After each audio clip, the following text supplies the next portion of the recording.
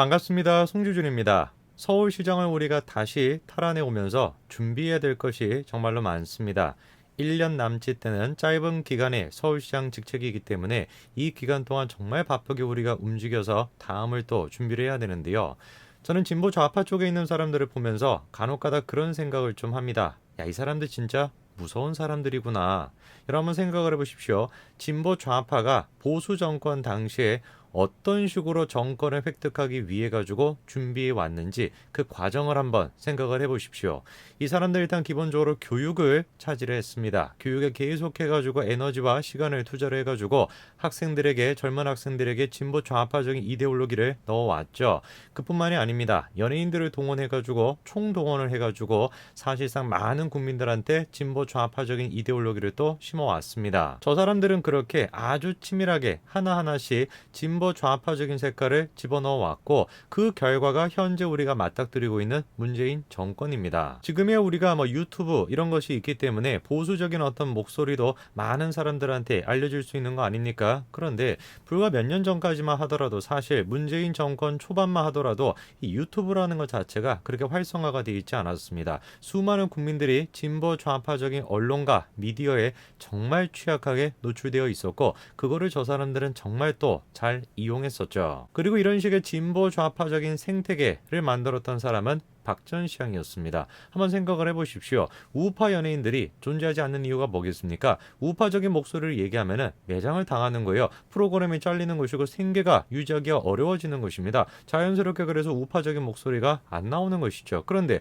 진보 좌파 쪽에 있는 사람들은 마음껏 낼 수 있지 않습니까? 그런 생각이 없어도 그런 목소리를 냅니다. 왜? 그래야지 또 프로그램이 생기고 잘 나갈 수가 있으니까. 이런 식의 진보 좌파적인 생태계를 만들었던 사람이 박 전 시장입니다. 그래서 우리가 서울시장을 이렇게 수복한 상태에서 생각해야 되는 게 뭡니까? 우리 또한 마찬가지로 우파적인 생태계를 만들어 나가야 된다는 것이죠. 오늘 저는 영상을 통해서 TBS 서울시의 예산이 70%에서 80% 정도가 들어간다라고 하는 이 TBS 방송국의 대표주자 두 사람에 대한 이야기를 좀 해보고자 합니다. 한 사람이 바로 정준이고 나머지 한 사람이 김어준입니다. 한번 살펴봐야 되겠습니다. 얼마나 국민들의 세금을 통해서 운영이 되고 있는 TBS 방송국이 진보 좌파 쪽으로 쏠려 있는지 우리가 한번 살펴봐야 되겠습니다. 같이 한번 보시죠. 최성해 총장이 처음에 검찰하고 나와서 학자적 양심으로 얘기한 그 내용들을 처음에 초기한 보도한 내용들을 바라보면 최성해 총장에 대한 거의 모든 절대적인 신뢰의 바탕을 둬서 그다음에 한쪽은 완전히 죄를 진 사람으로 만들어 놓고 보도했던데 최성해 총장의 그 말씀들은 다 옳았나요? 자, 여러분 혹시 저 장면 기억나시는지 모르겠습니다. 유시민과 진중권 두 사람이 이제 가짜뉴스에 대해 가지고 토론했던 그런 장면이죠. 그렇죠?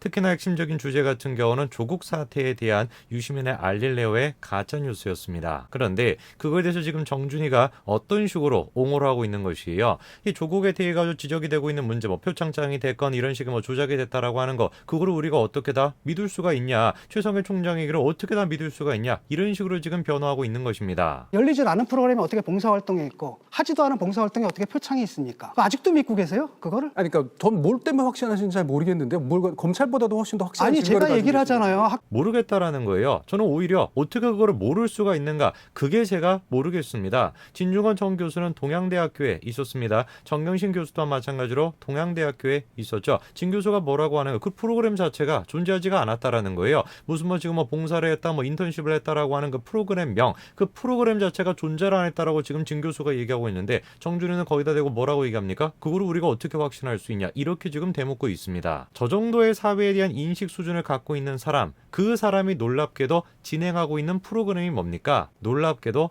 100분 토론입니다. 100분 토론. 조국이라고 하는 프레임, 조국을 지켜야 된다라고 하는 생각, 그 생각에 빠져가지고 현실을 지금 바라볼 수 있는 능력이 완전히 없는 사람, 그게 지금 정준입니다. 그런데 그런 사람이 토론 진행을 맡는다? 이게 과연 진정한 토론이라고 할 수 있을까요?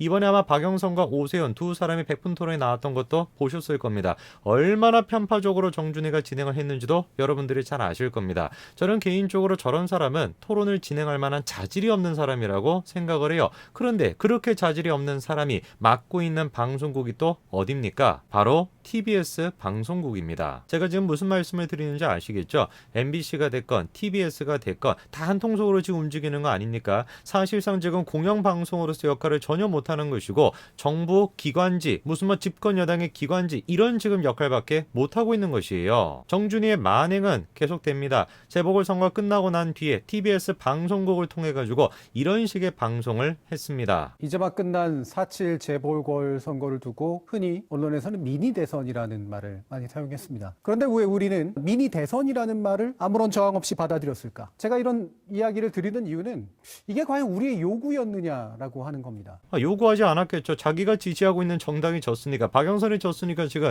요구하는 게 아니다라고 하는 거 아니겠습니까? 박영선이 이겼으면 저런 방송을 찍었겠어요. 박영선이 지니까, 자기가 지지하는 사람이 지니까 어떤 지금 방송을 찍고 있는 겁니까? TBS라고 하는 국민 세금을 통해서 운영되는 방송을 통해서 뭐라고 지금 방송을 하고 있는 것이에요. 재보궐선거 자체의 의미를 지금 폄하시키는 그런 식의 지금 방송을 내보내고 있는 겁니다. 대한민국에 있는 어떤 국민도 서울시장 선거가 미니 대선이다라고 하는 생각에 거부감을 느끼지 않습니다. 모두가 다 그렇게 생각해요. 왜? 그만큼 서울이라고 하는 것이 상징적인 존재인 것이고 서울시장이 바로 대권 후보로 나간다라는 거, 그거는 사실상 기정사실화가 돼 있는 것이다 보니까 어느 국민도 그거에 대해 가지고 거부감을 느끼지 않습니다. 정준이만 지금 거부감을 느끼는 것이요. 왜? 자기가 응원하는 사람이 졌으니까. 저렇게 편향이 돼 있는 사람이 지금 TBS 방송을 꿰차고 있습니다. 그리고 TBS 방송을 꿰차고 있는 대표적인 주자 김어준은 우리가 또 얘기를 안 할 수가 없지 않습니까? 오늘 제가 방송을 통해 가지고 김어준 씨의 출연료에 대한 이야기를 좀 해보고자 하는데요. 아마 영상을 보시는 분들도 많이 궁금했을 겁니다. 이게 국민 세금을 통해 가지고 운영되는 방송국이라고 하는데 김어준한테 얼마나 돈이 가는가 굉장히 궁금하셨죠? 이거에 대해 가지고 국감에서 한번 다뤄진 적이 있습니다. 2020년 10월에 김어준의 출연료가 논란이 된 적이 있는데요.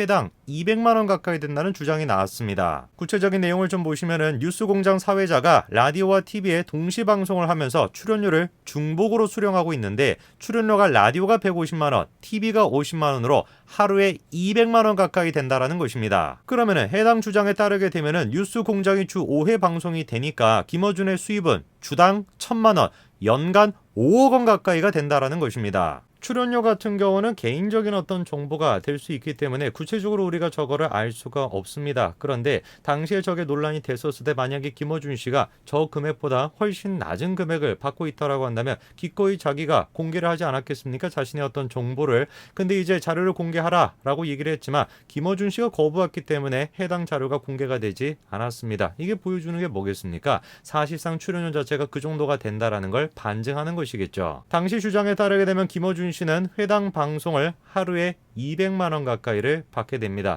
일주일로 치게 되면은 1,000만 원을 받게 되는 것이고 연간 5억 원 가까이 되는 돈이 김어준 씨에게 가게 됩니다. 아까 제가 말씀을 드린 것처럼 TBS 방송국은 지금 70%에서 80% 정도가 국민 세금을 통해서 운영이 되고 있거든요. 사실상 김어준 씨 지금 5억 원 가까이 되는 그런 어떤 연봉이 국민들의 세금을 통해 가지고 충당이 된다. 그렇게 우리가 생각할 수 있는 것이죠. 해당 내용에 대해서 TBS 관계자는 개인정보인데다 출연자들 입장에서는 영업 비밀인 만큼 확인해 줄 수 없다라고 얘기하면서 어느 방송사나 마찬가지일 것이다 이렇게 지금 얘기했습니다. 제가 궁금한 것은 그겁니다. 과연 김어준 씨의 그런 식의 출연료가 시장 논리에 따라 가지고 경쟁의 결과로서 만들어진 것일까? 저는 그렇지 않다라고 봅니다. 김어준 씨가 저런 식으로 지금 높은 출연료를 받을 수가 있고 김어준 씨가 됐건 정준희가 됐건 함량 미달인 사람이 지금 계속해가지고 국민들의 세금을 축낼 수 있는 거, 그 가장 근본적인 이유는 박 전 시장이 이런 식의 생태계를 만들어놨기 때문에 그런 것입니다. 수십 년의 시간이 걸렸습니다. 저들은 수십 년 동안 차근차근 한 단계씩 해가지고 저런 식의 좌파적인 생태계를 만들어놨습니다.